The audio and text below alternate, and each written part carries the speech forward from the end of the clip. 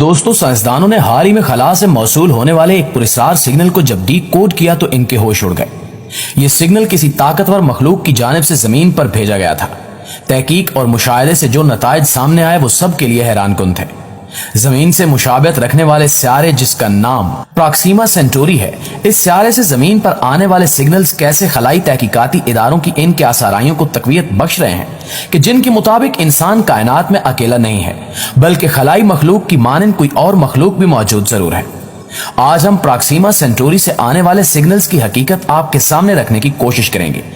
नाज़रीन, ये बात तो आप सभी जानते होंगे कि खला की अंदोनाक गहराइयों को चीरने की जसारत करने वाले अक्सर साइंसदान ये दावा करते हैं कि कायनात में कोई ऐसी मखलूक मौजूद है जो इंसानों से ज्यादा ताकतवर और ज़हीन है। इस मखलूक को हकीकत का रूप देने के लिए इसे खलाई मखलूक का फर्जी नाम दिया जाता है और इस दावे को सच साबित करने के लिए खलाई साइंसदान आए रोज हैरानकुन तहकीकात मंजराम पर लाते रहते हैं। एक ऐसी तहकीक ने गुज़श्ता कुछ अरसे से दुनिया भर को हैरान परेशान कर रखा है। यह तहकीक जमीन से करीब तरीन सियारे प्रॉक्सिमा सेंटोरी पर की गई। हुआ कुछ यूं कि ऑस्ट्रेलिया की एक खलाई तहकीकाती यूनिवर्सिटी के स्टूडेंट शेन स्मिथ ने एक पुरस्कार सिग्नल रिसीव किया। स्मिथ ने पहले यह समझा कि यह सिग्नल किसी सैटेलाइट से बाउंस बैक होकर वापस जमीन पर आ रहा है। कुछ दिन लगातार इस सिग्नल के मौसूल होने पर स्मिथ ने अपने असातिज़ा को इससे आगाह किया, जिसके बाद साइंसदानों की एक टीम इस सिग्नल के मुशाहिदे में मसरूफ हो गई। जैसे जैसे दिन गुजरते गए, हैरानकुन इंकिशाफात सामने आने लगे। मालूम हुआ कि यह सिग्नल 982 मेगाहर्ट्ज की ताकत से सफर कर रहा था और ऐसा सिग्नल जमीन पर मौजूद किसी भी सैटेलाइट या फिर रेडियो ट्रांसमिशन स्टेशन से खारिज हो ही नहीं सकता। इसके अलावा भी दुनिया में कोई ऐसी डिवाइस नहीं है जो इस ताकत का रेडियो सिग्नल खारिज कर सके। यही वो नुक्ता था जिसने साइंसदानों को मजबूर किया कि वो इस पुरस्कार सिग्नल को मजीद स्टडी करें। नाज़रीन ग्रामी, तहकीक का दायरा कार बढ़ाया गया और जिस सिमत से यह सिग्नल मिल रहा था, रेडियो रिसीवर को उस सिमत से हटाकर मुख्तलिफ मकामात पर सेट किया गया ताकि यह जांचा जा सके कि आया यह सिग्नल वाकई प्रॉक्सिमा सेंटोरी से ही आ रहा है या फिर इससे मिलता जुलता कोई और सिग्नल किसी दूसरी समत से जमीन तक पहुंच रहा है। तमाम तर मुशाहिदात के बाद यह नतीजा अखज़ किया गया कि यह पुरस्कार सिग्नल प्रॉक्सिमा सेंटोरी नामी सियारे से ही आ रहा है। इस सियारे को अर्थ लाइक एक्सोप्लैनेट भी कहते हैं, यानी यह सियारा बहुत हद तक जमीन से मुशाबहत रखता है, जबकि सोलर सिस्टम में इस सियारे का जमीन से फासला दीगर सियारों की निस्बत बहुत कम है। दूसरे लफ्जों में यह सियारा जमीन के करीब तरीन सियारों में शुमार होता है और इसी सियारे पर एक अरसे से तहकीक जारी थी।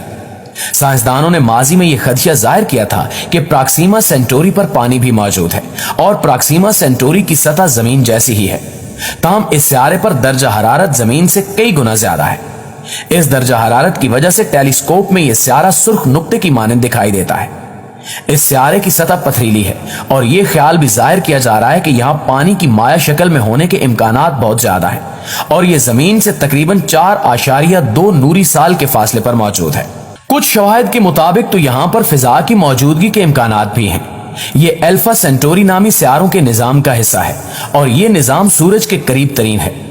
प्रॉक्सिमा सेंटोरी से आने वाले पुरस्कार सिग्नल्स के हवाले से जिन मफरूजों के बारे में बात की जा रही है, उनमें से एक ये भी है कि इन सिग्नल का इखराज दरअसल गैर अर्जी जिंदगी का पता है। दोस्तों, इस तहकीक को लीड करने वाले PhD प्रोफेसर मार्को गोमिस का कहना है कि एक ऐसा सिग्नल है जिसकी फ्रीक्वेंसी खला में मौजूद सैटेलाइट्स या खलाई गाड़ियों से यकसर मुख्तलिफ थी। प्रॉक्सिमा सेंटोरी के हवाले से गुज़श्ता साल ये खबर भी सामने आई थी कि इस सियारे के करीब एक और सियारा दरियाफ्त किया गया जो प्रॉक्सिमा सेंटोरी के गिर्द चक्कर लगाता है और यह सियारा जमीन से सिर्फ 4 नूरी साल की दूरी पर वाक़ है। रोशनी खला में एक साल के दौरान जितना फासला तय करती है उसे 1 नूरी साल कहा जाता है, जो तकरीबन 5.88 ट्रिलियन मील यानी 9.46 ट्रिलियन किलोमीटर के बराबर होता है।